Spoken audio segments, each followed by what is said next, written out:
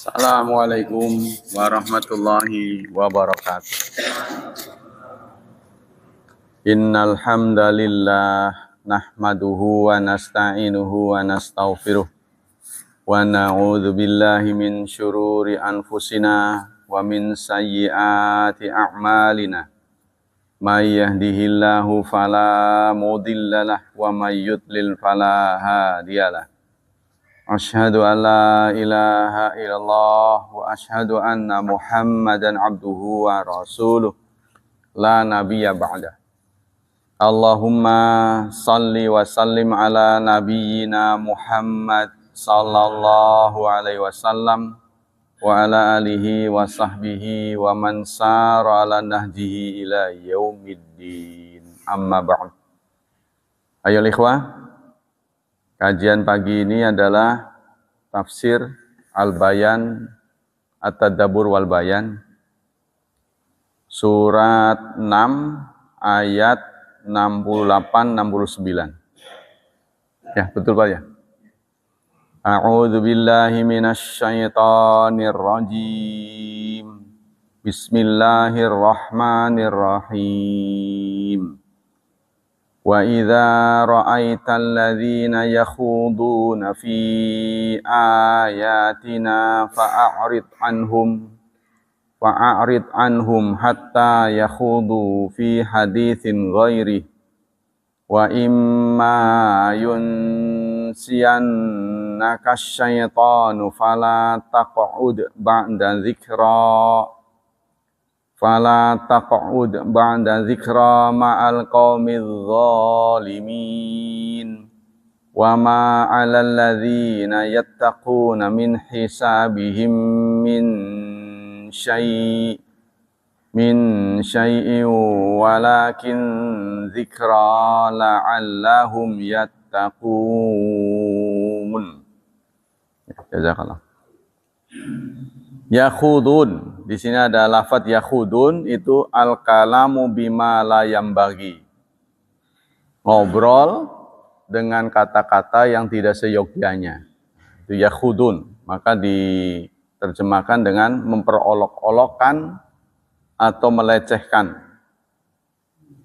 Jadi terjemahnya, dan jika engkau melihat orang-orang yang memperolok-olokkan ayat-ayat kami, fa'arid anhum, maka berpalinglah dari mereka, hatta, sehingga yakhudu, mereka beralih, fi haditsin ghairi, dalam pembicaraan yang lain.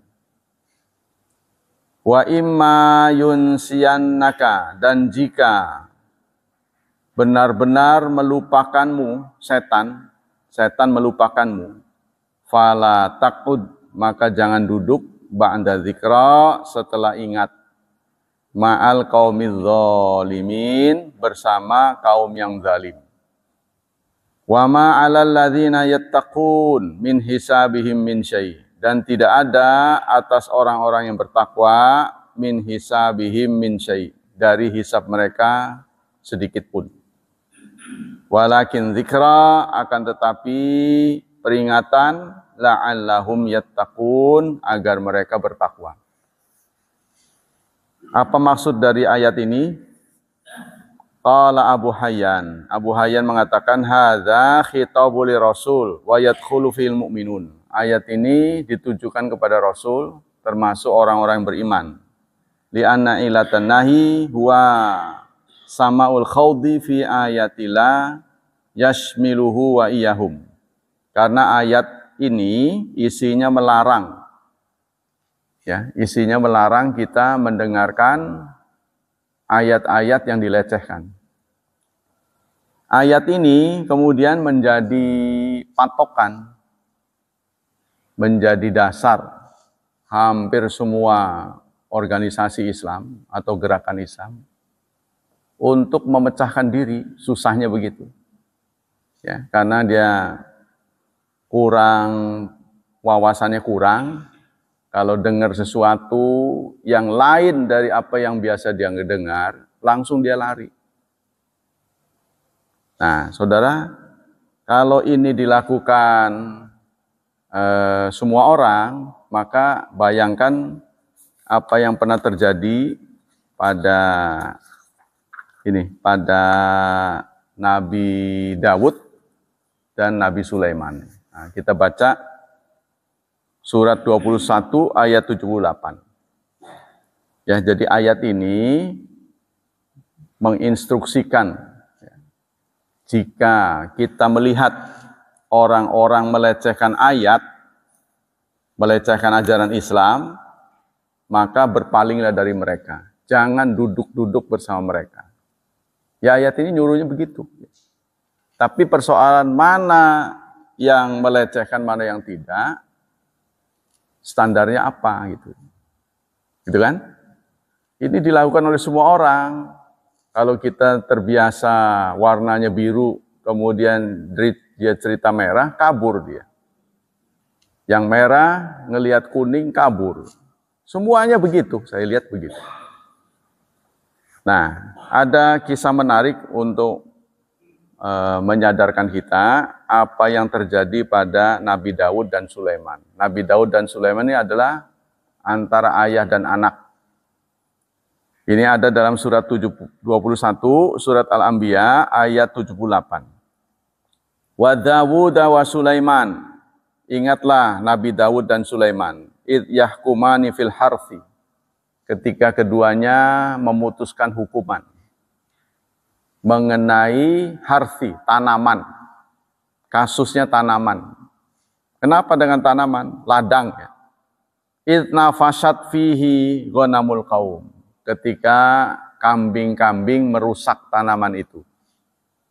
Wa kunna li hukmihim syahidin. Dan kami terhadap putusan mereka syahidin, menyaksikan.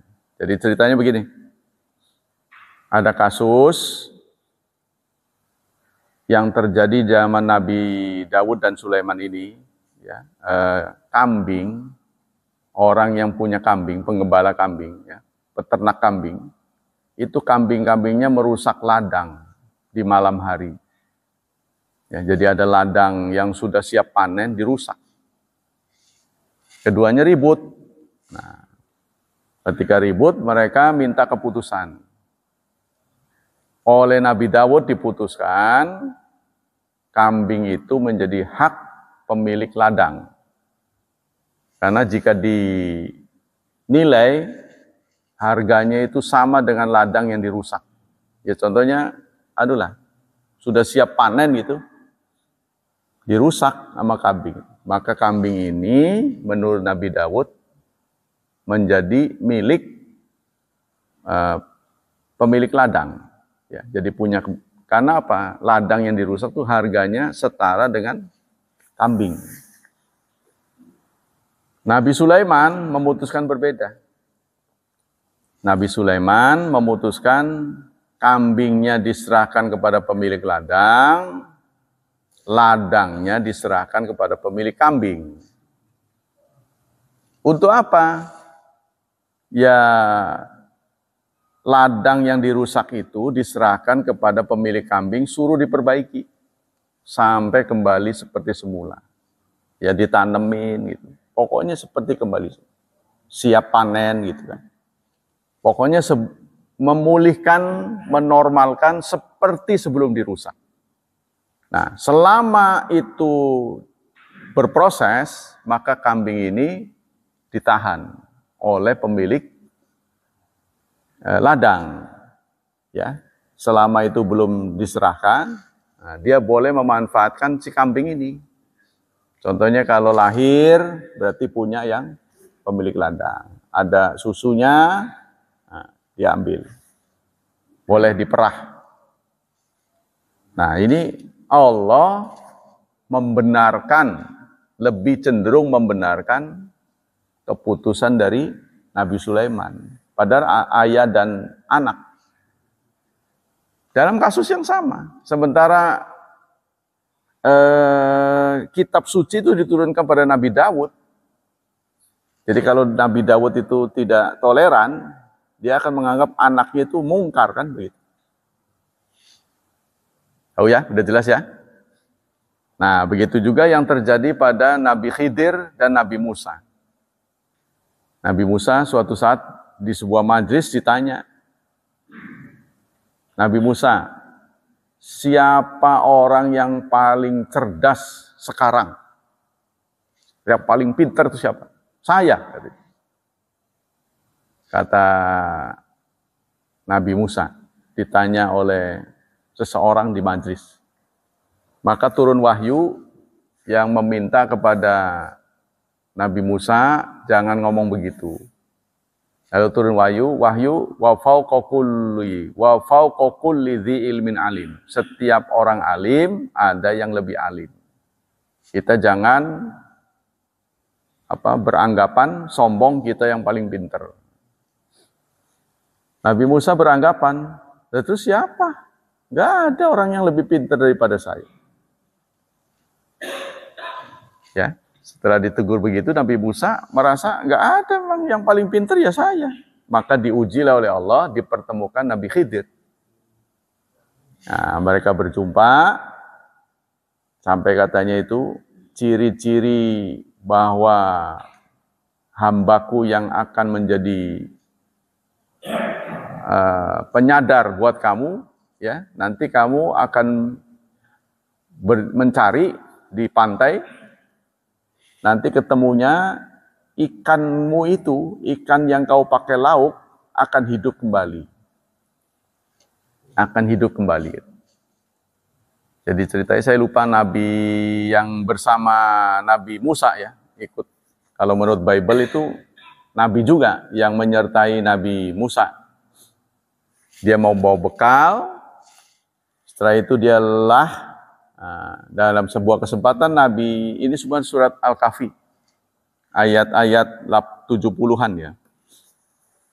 Nah, di situ dijelaskan suatu saat Nabi Musa pengen makan sisa dari bekalnya itu. Kata pembantunya itu, asistennya, wah tadi ikan yang aku bawa kecemplung katanya. Cemplung laut. Udah dimakan separoh, kecemplung laut. Di mana itu? Nah, sebab itu menjadi petunjuk bahwa di sanalah kamu akan berjumpa abdan min ibadina, seorang hamba kami yang akan menggurui kamu. Nah, itu Nabi Khidir. Tidak disebut dalam Quran namanya. Nah, cepat buru-buru dia ke sana. Ya, menurut salah satu penafsir, ikan yang menjadi yang hidup lagi itu namanya ikan sebelah sekarang. Ikan sebelah. Kan ada sekarang ikan sebelah kan? Ikan sebelah namanya, bukan ikan utuh terus dimakan, bukan. Ikan sebelah, jadi tubuhnya cuma sebelah. Nah itu bekasnya sampai sekarang. Nah, di sanalah kemudian Nabi Khidir memberi syarat, kalau kamu pengen berguru, maka kamu tidak boleh tanya apapun yang engkau lihat dan engkau dengar. Ya. Dengar dulu, lihat dulu, nanti aku yang menjelaskan. Ya, kemudian Nabi Musa disuguhi pemandangan ketika mereka berlayar. Si Nabi Khidir ini melubangi perahunya. Wah ini kok kenapa dilubangi? Gitu. Nah, nanya Nabi, kelepasan gak ingat.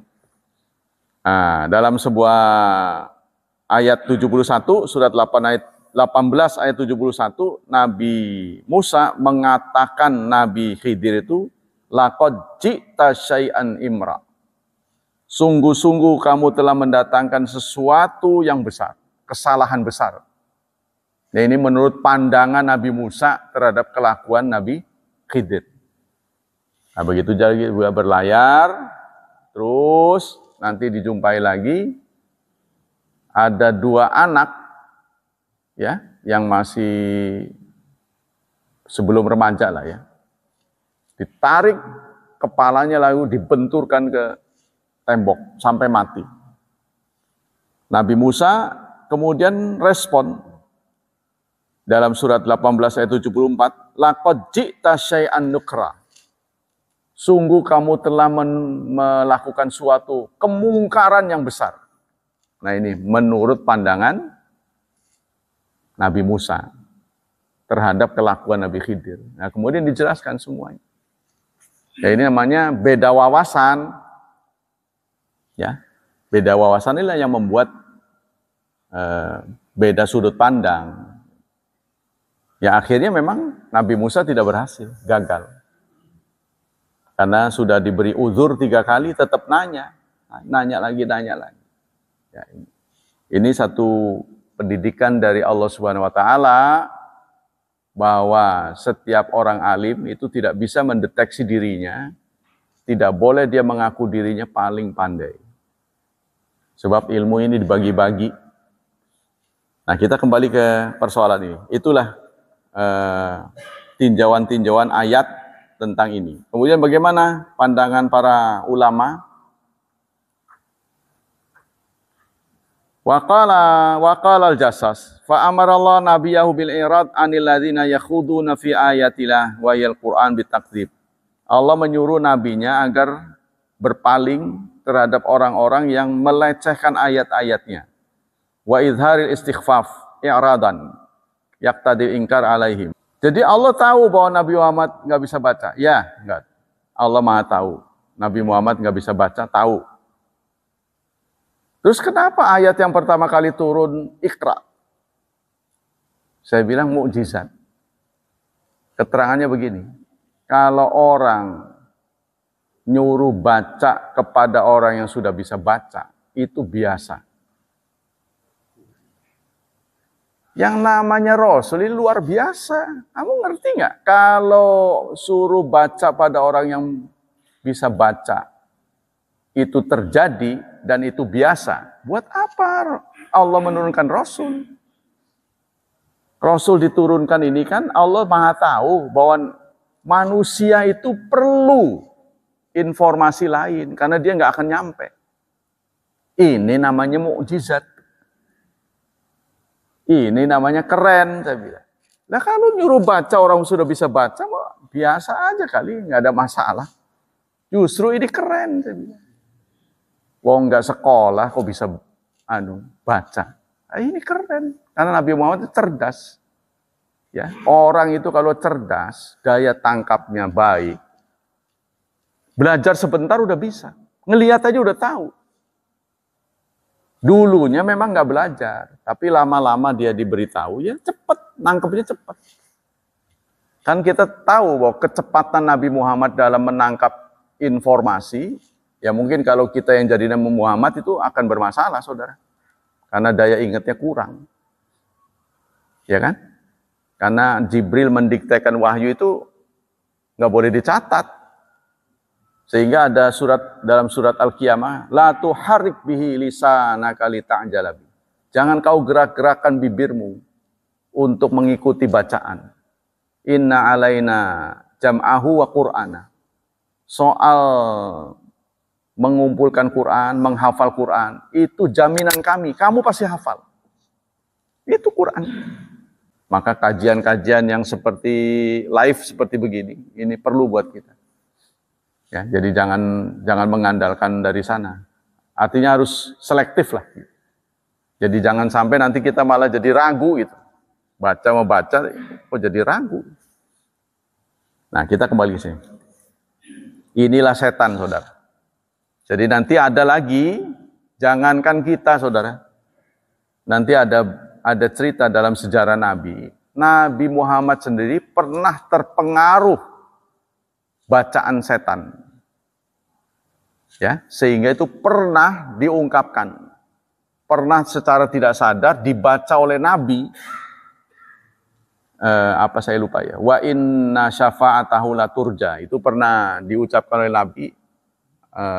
Saya lupa namanya. Jadi berhala orang Quraisy itu pernah disebut. Sehingga begitu mendengar Nabi mengucapkan itu, ya, berbondong-bondonglah orang musyrik ikut salat karena Tuhan mereka disebut. Tuh, Tuhan mereka disebut. Ini yang sempat membuat geger sahabat-sahabat, nanti akan ceritakan dalam sejarah ya. Sahabat-sahabat yang sudah hijrah ke Habasyah, kan mereka sebelum hijrah ke Madinah kan ke Ethiopia dulu. Mereka dengar orang Mekah itu sudah masuk Islam. Gara-gara itu, namanya Goranik, nah, itu, fitnah Goranik. Nah itu adalah, lalu Jibril menegur, apakah saya pernah menurunkan kamu ayat ini?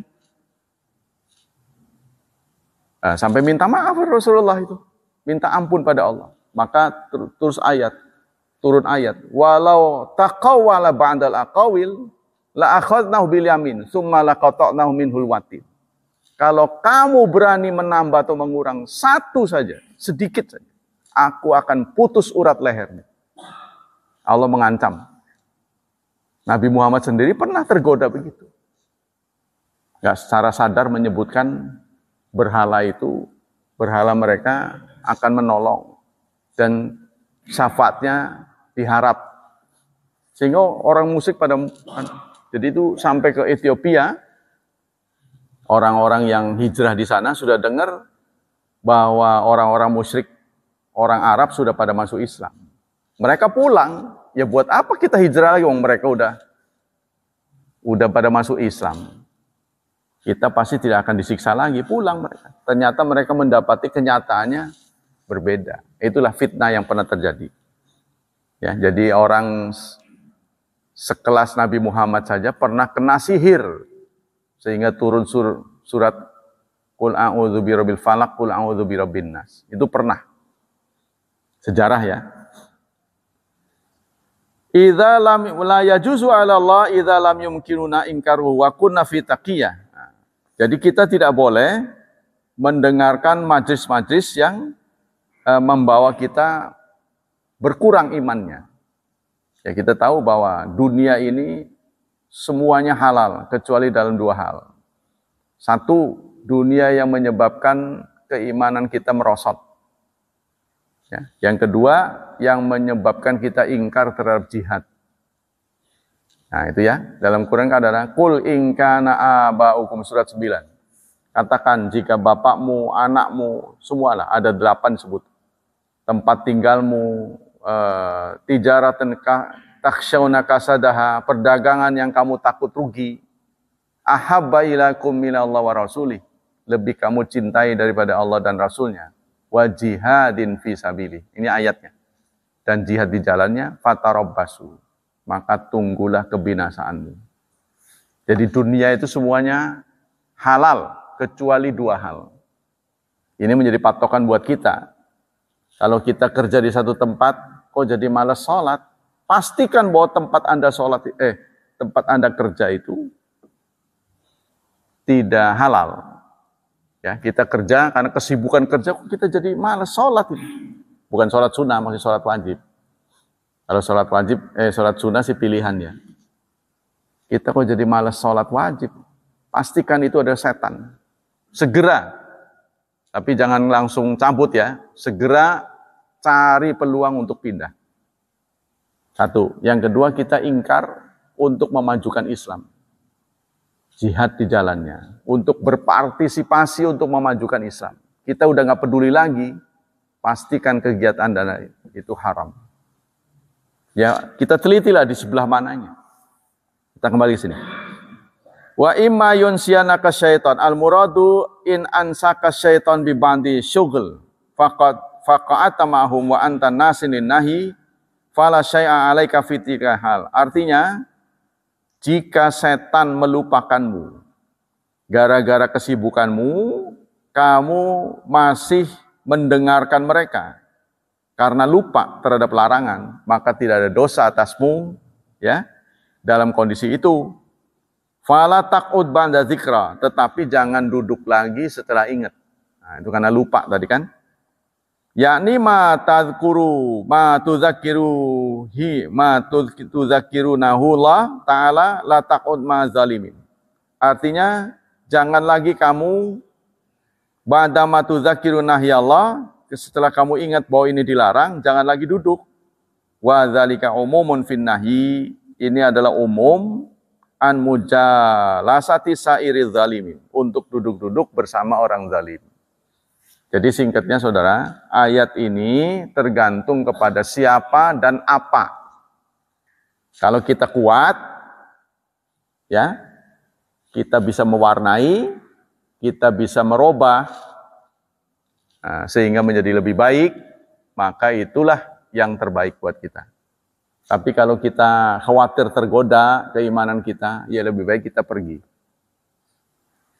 Kalau mungkin kita benahi gitu ya. Tergantung kita. Wa yubayyin qala Sa'di. Sa'di berkata, Sa'di ini guru dari Syekh Utsaimin. Al muradu bil khawdi fi ayatillah at-takallum bima yakhaliful haq. Yang dimaksud khawdun di sini, melecehkan, itu adalah membicarakan hal-hal yang bertentangan dengan kebenaran. Min tahsinil maqalat al-batilat, yaitu ngebagus-bagusin omongan. Jadi dalam rangka supaya audien itu tertawa, ya, dia memoles-moles omongannya, sehingga nggak sadar itu masuk ke dalam unsur penghinaan terhadap agamanya sendiri. Ya, contohnya, nggak mungkin bisa didatangi malaikat, katanya. Malaikat mungkar dan nakir nggak akan datang pada dia.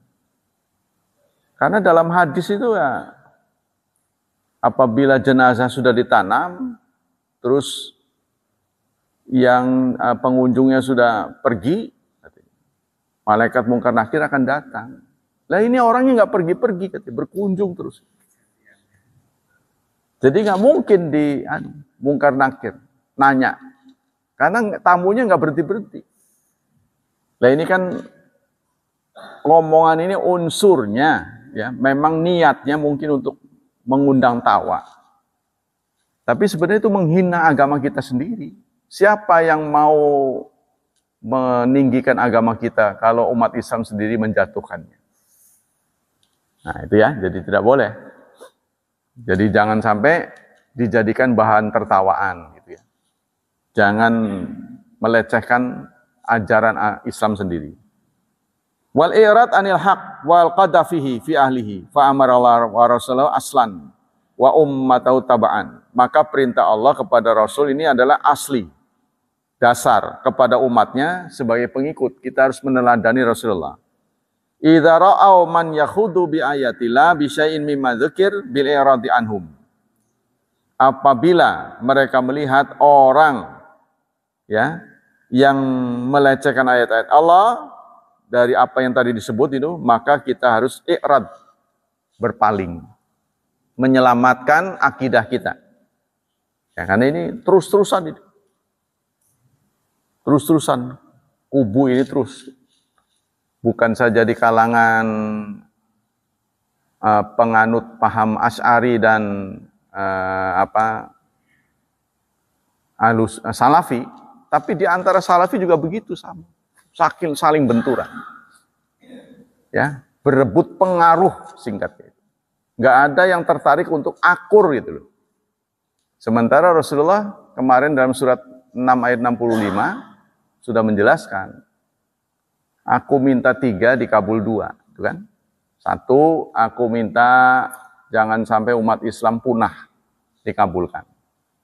Yang kedua, aku minta supaya umat Islam jangan diperlakukan seperti generasi terdahulu. Siksanya langsung kontan gitu. Siksanya kontan, begitu melanggar langsung bet gitu. Dikabul oleh Allah. Ditunggu sampai kematiannya. Ya sebenarnya siksa itu nggak usah terlalu pakai bencana alam. Menurut saya, kalau saya boleh milih, kasih bisul aja gitu. Ya. Orang nggak sholat, kasih bisulan gitu. Kan? Dan hanya bisa sembuh kalau dia sholat berjemaah, berturut-turut selama seminggu. Oh pasti masjid ini penuh. Membludak. Tapi penuh dengan orang bisulan. Kan meringis-meringis nanti sholatnya. Ini nggak ikhlas. Padahal Allah sudah mengatakan, wa ma umiru illa liya'budul mukhlisin. Datang ini dengan ikhlas. dengan kesadaran. Nah ini kan jadi bagus ya. Tidak ada yang menghukum kita ini. Jadi kalau orang yang bertakwa mudah-mudahan dari kalangan bangsa kita ini, mudah-mudahan pahalanya lebih besar daripada orang-orang yang di Arab Saudi. Karena mereka ditetapkan secara hukum. Kalau ketahuan nggak sholat bisa dihukum. Kita kan enggak. Pak RT nggak pernah negor, warganya nggak sholat. Ya kan? Jadi kita datang ke sini ini dengan kesadaran. Tidak dihukum kalau kita tidak melakukannya. Maka mudah-mudahan, kita nggak bisa ngatur sih. Mudah-mudahan lebih besar. Karena ini datang dengan kerelaan. Dengan kesadaran. Kita lanjutkan. Waqad syahadna min hadhil majalis al-mal'unah ma la ya'ti alaihi hasr. Kata pengarang, majlis-majlis seperti ini, majlis-majlis yang ditegakkan untuk melecehkan Islam itu enggak kehitung banyaknya. Apalagi hari ini, yang terang-terangan menghina dan pokoknya dosa-dosa yang pernah dilakukan oleh umat terdahulu ada di zaman kita sekarang. Tapi karena sudah ada nego dari Nabi kita, ya, jangan sampai, saudara, jangan sampai hukuman itu disegerakan, dikabuli oleh Allah. Sebab siksa Allah itu sudah dinego oleh Rasulullah, tidak akan dijatuhkan. Kalau dijatuhkan, Pak, pasti orang Israel udah, orang-orang yang ingkar, orang Eropa segala yang ingkar, wah udah dihukum berat oleh Allah kalau dijatuhkan. Kalau saudara ingin Indonesia tetap bersatu, nyebarlah gitu. Sehingga Mahfud MD itu mengatakan, setidaknya sekarang tidak ada ciri-cirinya, tidak ada tanda-tandanya menuju ke sana. Sebab tanda-tandanya itu ada 4, dia bilang. Pertama, adanya penegakan hukum tidak sesuai, sehingga menimbulkan disobey, katanya. Orang tidak percaya lagi, tidak peduli pada hukum. Nah ini akan menimbulkan pecah, sehingga terakhir disintegrasi. Nah tanda-tanda ini sekarang ini tidak terlihat cukup besar. Memang letikan ada letupan-letupan, tapi dalam jumlah besar tidak ada. Itu sebenarnya kekhawatiran itu. Saya nulis juga ini, tahu di mana ini. Jadi ada 4 syaratnya itu. Akan terjadi disintegrasi. Tapi selama ini diamati nggak ada. Mungkin eskalasi akan meningkat menjelang pemilu. Maka itu saya katakan itu. Saya baca berita-berita dari mantan PBNU mengatakan pemerintah segera menyebar dai-dai Islam Nusantara. Berarti memang ada pihak tertentu yang sengaja, ya, yang membuat kita dipanas itu. Tapi nanti diademin lagi setelah itu usai. Jadi kita ini menjadi aja, ya, menjadi bahan objek mereka.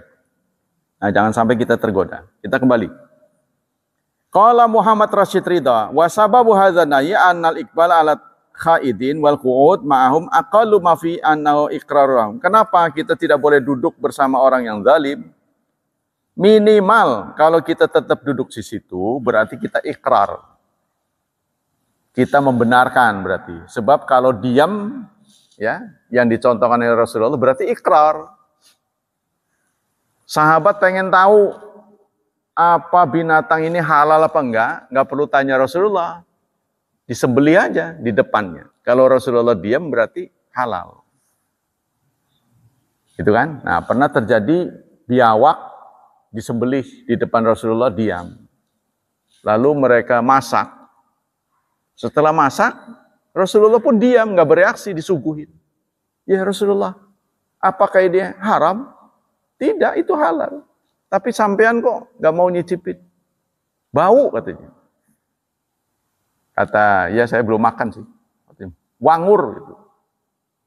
Pokoknya yang bau-bau kan Rasulullah nggak mau. Jangankan biawak ya. Bawang aja beliau nggak mau.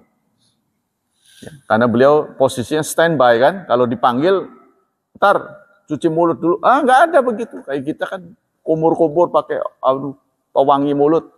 Rasulullah nggak bisa begitu. Kalau dipanggil Jibril harus langsung. Kalau kita ntar buang air dulu. Nggak ada begitu. Nah, makanya Rasulullah nggak mau. Jadi gara-gara Rasulullah nggak makan bawang, maka semua sahabat menginstruksikan istrinya buang bawang. Nah, aksi buang bawang ini terdengar oleh Rasulullah. Kenapa kalian buang? Engkau kan membencinya ya Rasulullah. Jangan begitu, itu khusus saya.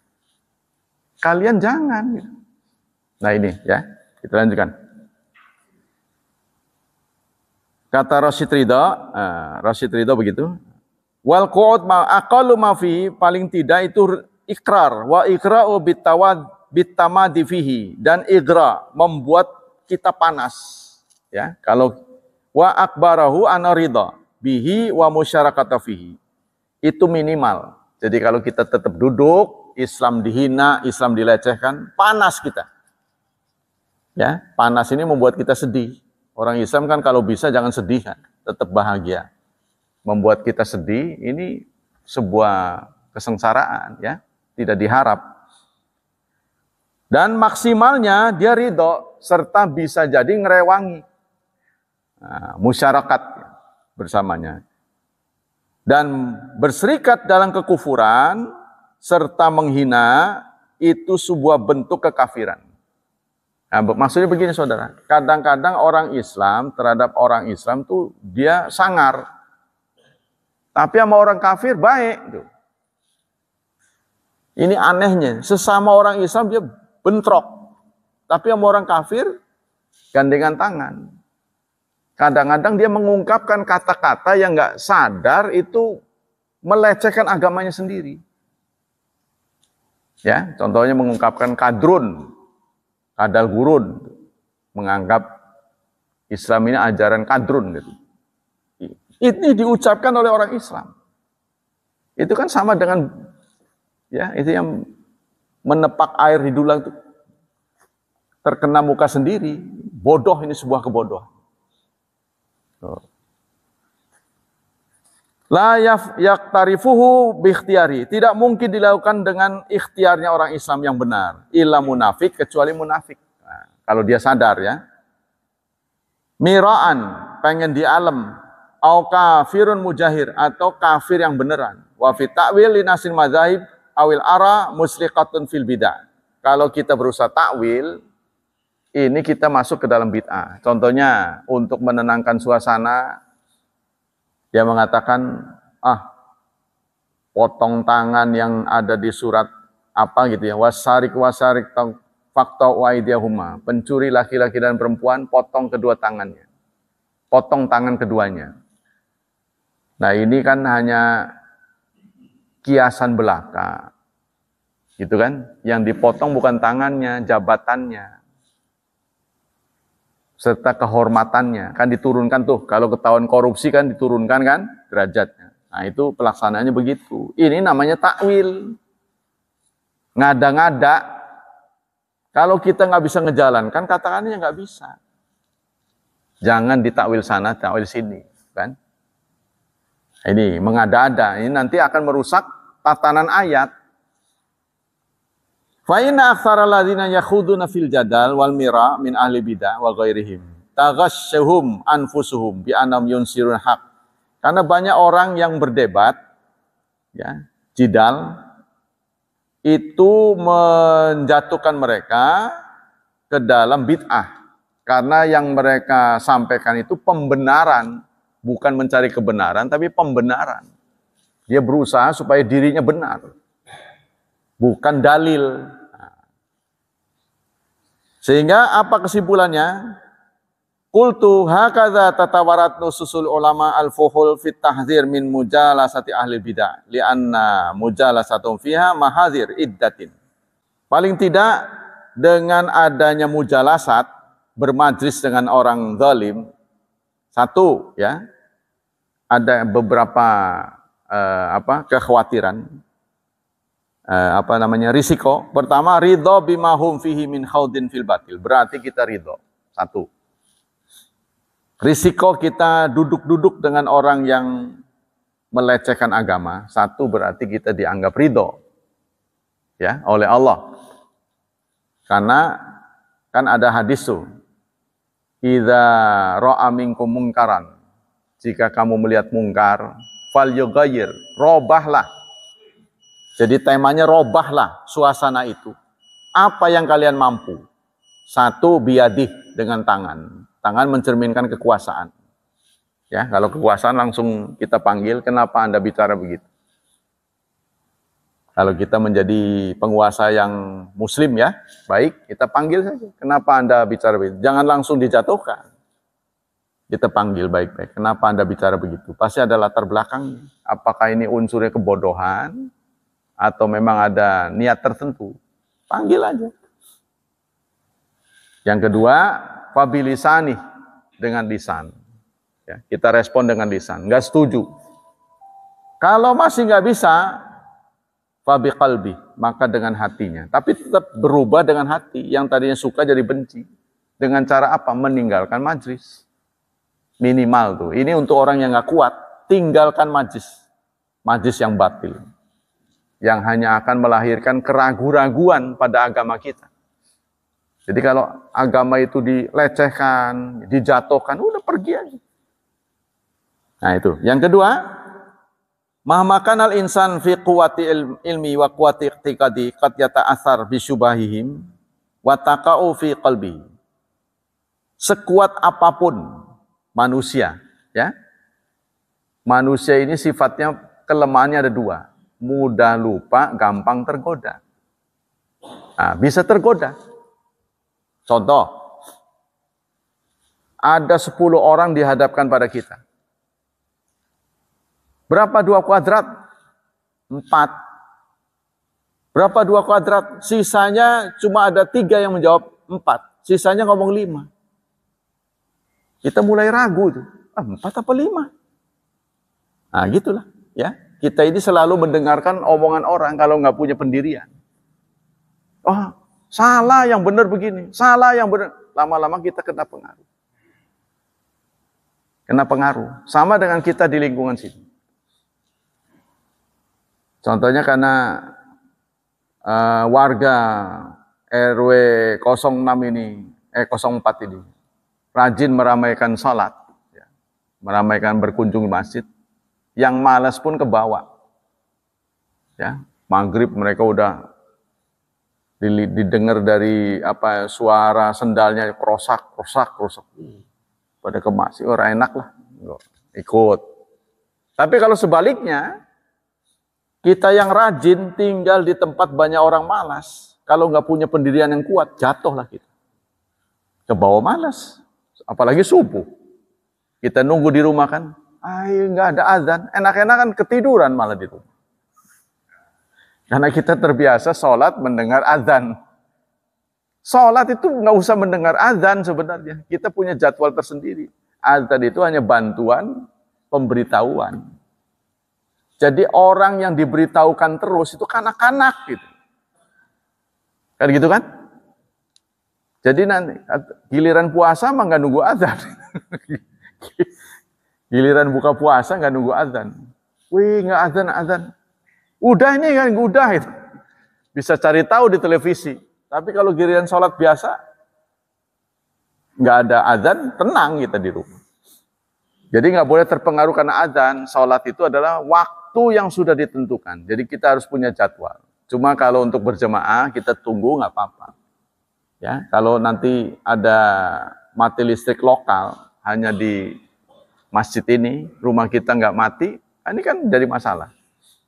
Yang ketiga, wujuduhu bainahum wala siyama idza kana min al-ilmi yu'ta litilkal bid'ah al-masyru'iyah. Nah, pelecehan ini kalau dilontarkan, disampaikan oleh ulama, ini yang lebih berbahaya. Ya, seorang alim menghina Islam, orang Islam yang ngerti menghina Islam, melecehkan. Wah, Nabi itu ya biasa-biasa aja gitu. Seperti Umar bin Khattab menjatuhkan awal bulan Muharram, awal bulan Islam ini Muharram, itu biasa-biasa saja, nggak ada yang istimewa. Saya bantah itu. Padahal yang ngomong tuh doktor. Doktor di bidang teknik, bukan di bidang agama. Saudara jangan silau dengan istilah doktor. Saya bilang, dari mana Bapak mendapat cerita seperti itu? Dari mana? Saya bilang, ngutipnya itu. Sampai dia bilang, nanti ya tak lihat lagi. Ketemu lagi nggak disampaikan lagi. Itu yang kemarin, tapi udah lurus ya. Bapak jangan sembarangan menceritakan sejarah kalau nggak ada fakta. Ya, sebab bisa dimasuki unsur-unsur kebohongan. Gitu kan. Jadi harus ada datanya dari mana berita begitu. Nah, tapi itulah membangkitkan saya kemudian menelaah lagi buku-buku sejarah. Nah, kita lanjutkan. Jadi kita akan bertambah kesulitan kalau yang menyampaikan itu orang berilmu, alim itu ya. Tapi kok dia melecehkan Islam, menyampaikan ceramah-ceramah yang membuat kita jadi ragu. Keimanan bukan tambah, malah ragu jadinya. Nah ini harus dicermati ya. Yang keempat, mukhalafatu ayatil Quran, menyelisih ayat Quran, wa ahadisi Rasul, serta hadis-hadis Rasul. Nah ini, tentang menyelisih ayat-ayat Quran dan hadis-hadis Rasul. Ini kan judulnya ini. Bagaimana Anda tahu bahwa sang penceramah itu menyelisih ayat kalau kita sendiri nggak ngerti ayat? Kan gitu kan? Seperti yang saya kemarin katakan fikul waki. Fikul waki ini ditujukan ada fenomena yang dijumpai sekarang di zaman Rasulullah nggak ada. Maksudnya begitu. Bagaimana otopsi kalau ada orang mati ya tidak biasa kan diotopsi itu. Kan menurut Islam itu merusak mayat itu kan tidak boleh. Boleh nggak itu? Diotopsi kan dibongkar tadinya.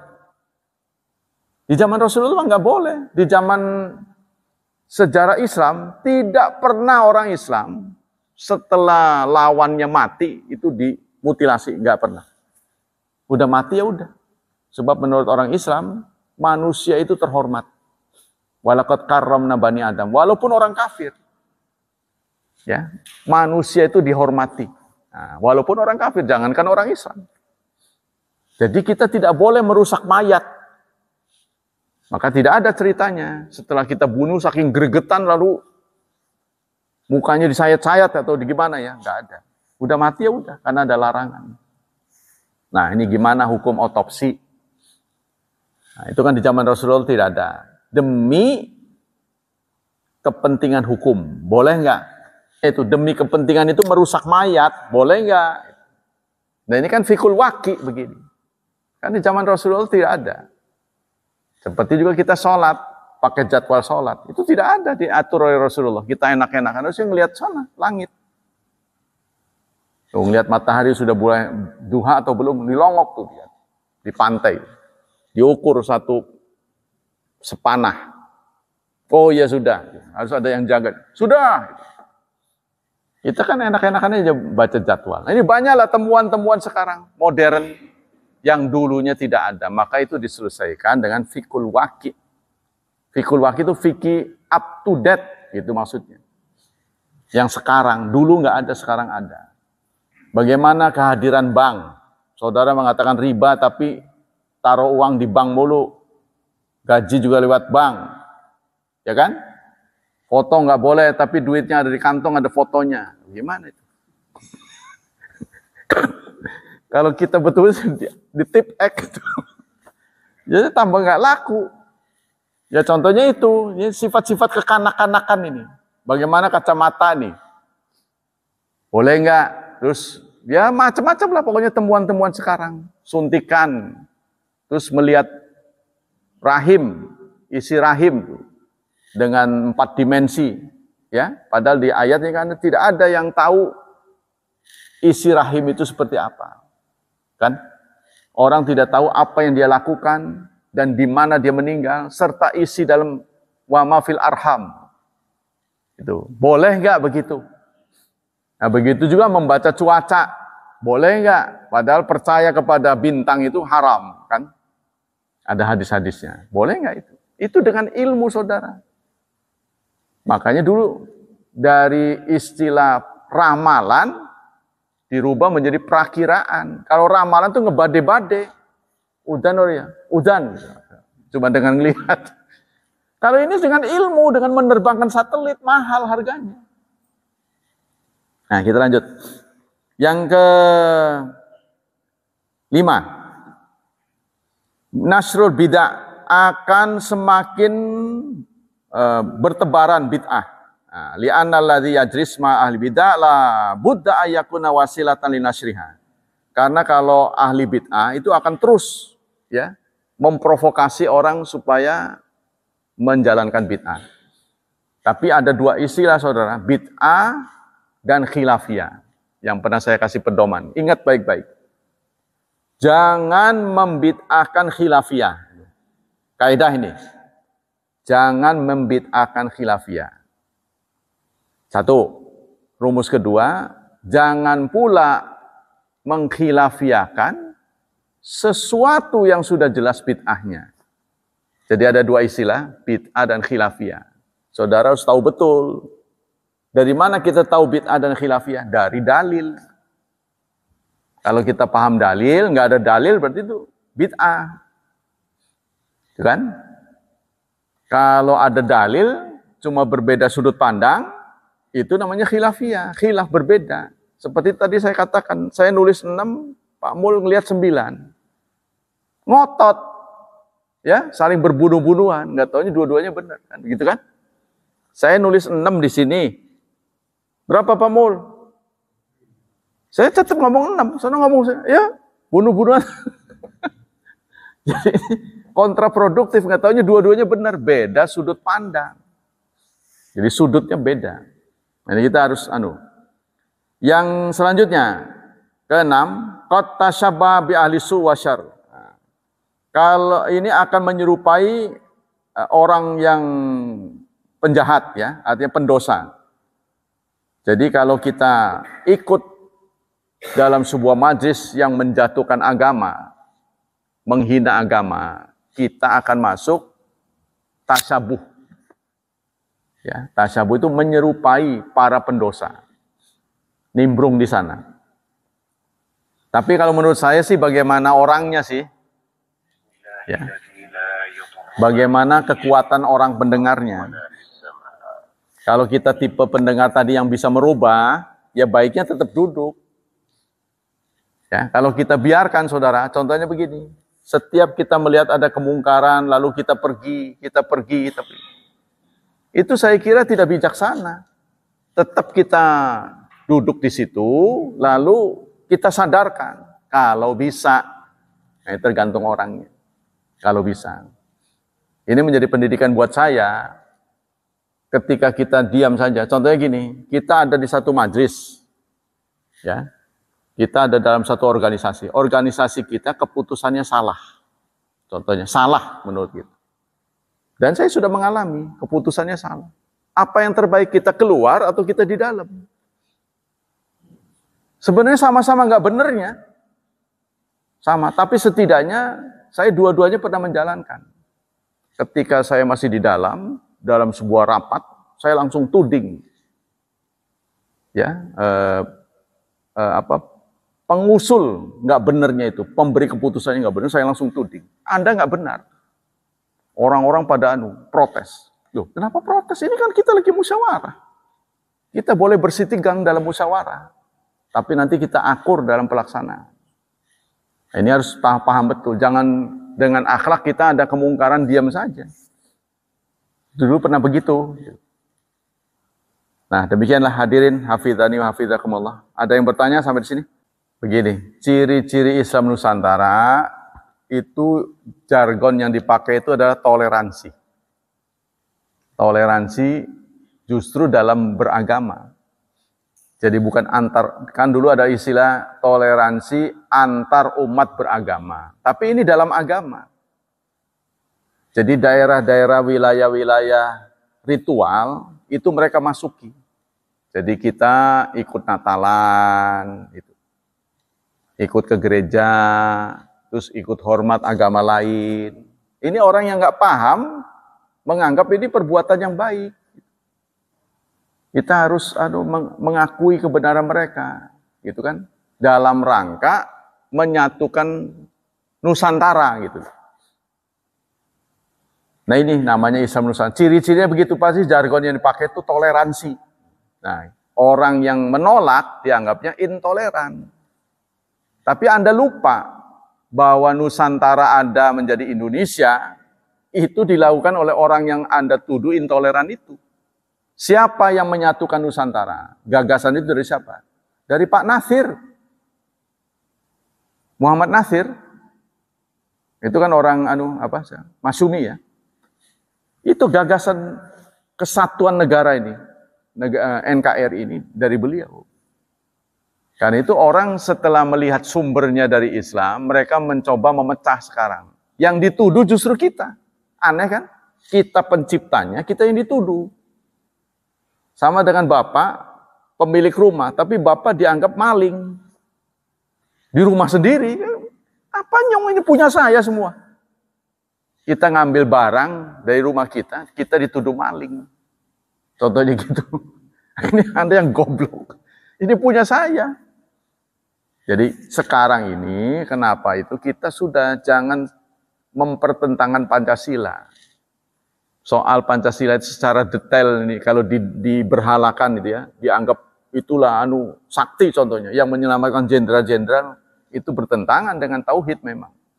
Tapi persoalannya begitu kita menentang langsung kita dituduh gitu. Dia nggak melihat persoalannya, tetek bengeknya nggak, pokoknya dituduh langsung. Nah inilah berakhir dengan kesengsaraan. Jadi sudah banyak orang yang di dalam mengatakan nggak bisa ngapa-ngapain. Kalau bisa kita bebas dakwah, jangan di dalam. Kita mengira sakti kalau kita di penjara, nggak ada yang menyenangkan di sana. Boro-boro kita mau dakwah, sesak gitu. Nah ini kalau bisa jangan. Itu Pak, jadi itulah tadi apa pertanyaan kedua? Bagaimana upaya kita ya?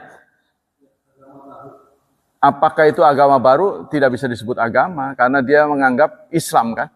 Kebanyakan Islam Nusantara ini sebenarnya tujuannya ingin mengambil suara, tapi diteriakan di mayoritas. Seperti bahasa-bahasa yang dipakai itu identitas, politik identitas. Kita orang Islam memilih orang Islam karena Islamnya. Itu dianggap politik identitas. Tapi mereka tidak menyebut orang Kristen milih orang Kristen karena kekristenannya sebagai politik identitas. Karena apa? Suara mereka kecil. Memang supaya suara kita itu buyar. Jadi kita harus waspada. Jadi kata-kata politik identitas pasti disuarakan oleh orang yang nggak paham. Kalau itu disuarakan oleh orang Islam. Kalau disuarakan oleh orang minoritas ya pantas karena dia mau ngerongkos suara kita. Itu sebabnya Pak. Jadi kita harus hati-hati. Jangan sampai kita pecah hanya karena itu tadi. Tetap kita ya sebagai peserta pemilu boleh menentukan pilihan memilih atau tidak memilih. Maksudnya datang ke kotak suara atau tidak. Tapi yang 5 menit itu menentukan 5 tahun. Kalau kita salah milih, ya udah. Kalau kita udah benar milihnya aja kadang-kadang salah. Kadang-kadang manusianya berubah, bukan kita yang salah. Insya Allah kita nggak salah. Kita memilih dia karena keislaman dia, itu sudah benar. Ya. Nah bagaimana kalau kita bersikap tidak milih saja? Musyrik. Belum apa-apa sudah begitu. Musyrik. Nah ini Anda harus berpikir Anda di mana gitu. Karena ini adalah passwordnya gitu loh. Password. Ya kan? Kalau password dirubah kan nggak bisa. Supaya kita dapat kekuasaan, password ini kita harus jalani. Password itu pemilu. Nggak ada kekuasaan di luar itu. Makanya semua kekuatan di luar pemilu yang didapat dari pemilu itu diberantas. Contohnya Anda buat organisasi lalu menamakan askar. Itu kan menyaingi TNI, menyaingi polisi. Makanya nggak boleh. Kalau TNI dan polisi, ini dipilih berdasarkan pemilu. Karena milih, nah dia melantik. Nah gitu. Jadi di luar itu nggak boleh ada tandingan. Itu maksudnya. Kenapa itu diberantas. Ini akan membuatkan kebingungan pada masyarakat. Mana yang boleh mengatur negara, mana yang enggak. Soal kemudian aparatur negara nggak benar, ya kita alamatkan nggak benernya, tapi jangan karena itu dibubarkan. Gitu maksudnya. Wallahu a'lam bishawab. Demikianlah. Semoga wawasan kita bertambah sehingga kita ilmunya juga nambah, pahalanya juga nambah. Nah, itulah harapan kita semua. Semoga Allah melipat gandakan pahala kita. Semoga Allah melindungi dan menyelamatkan kita dari wabah dan fitnah. Semoga Allah berkenan menghadiahi masa depan yang cerah buat keturunan kita, putra-putri kita, dan membimbing mereka menjadi generasi yang saleh dan salihah. Subhanakallah wa bihamdik, asyhadu an la ilaha illa anta astaghfiruka wa atubu ilaik. Wassalamualaikum warahmatullahi wabarakatuh.